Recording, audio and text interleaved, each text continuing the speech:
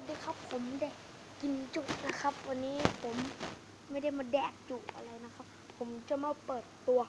Microsoft นะครับคือแบบที่ผมอัด EP ที่แล้วนะครับแต่ผมยังไม่ได้ลงครับนี่ทำทาดาดำทำเอาจะ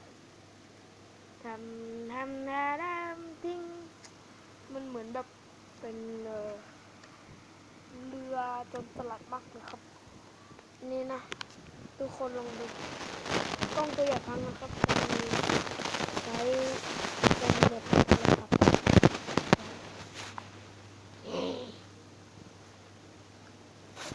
นี่นะครับ Microsoft ของเราเนี่ยตามจริงอันเนี้ยไอ้แท่งๆนี้นะครับ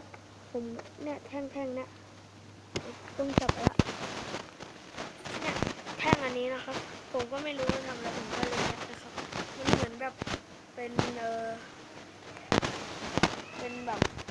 เขาเรียกว่าโจรสลัดนะครับทุกคนเห็นไหมอันนี้ไว้ทำอะไรนี่นะครับตั้งกล้องให้ดูนะครับแล้วคุณผู้ชมคอยดูนะครับมันจะเป็นแบบเหมือน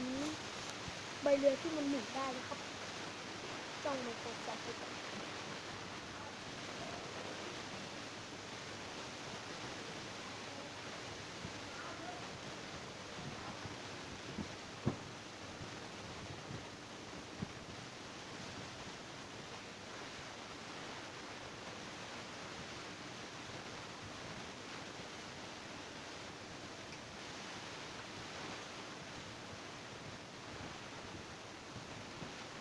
โย่ทำไมถึงเรียกว่า Microsoft นะครับผมก็ไม่รู้ทำไมถึงผมเรียกว่า Microsoft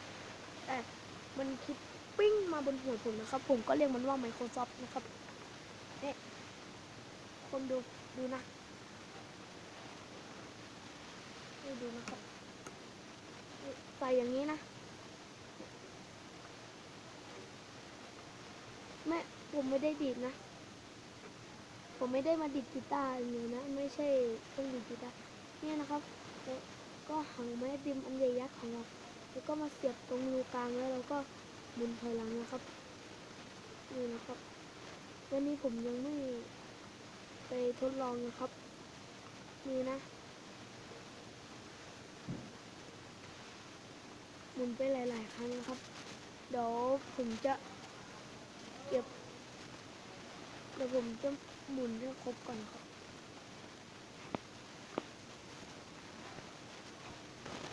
ตอนนี้ก็มาถึงช่วง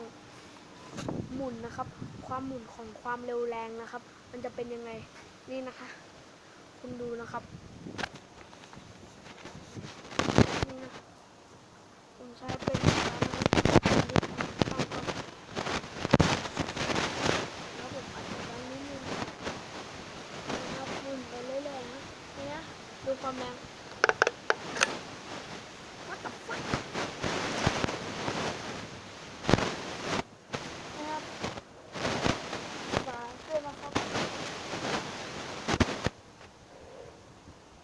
ผมไม่มีคลิปที่ผมจะทำนะครับตอนนี้ผมกำลังจะประดิษฐ์ Microsoft นะครับผมก็ไม่รู้นะครับ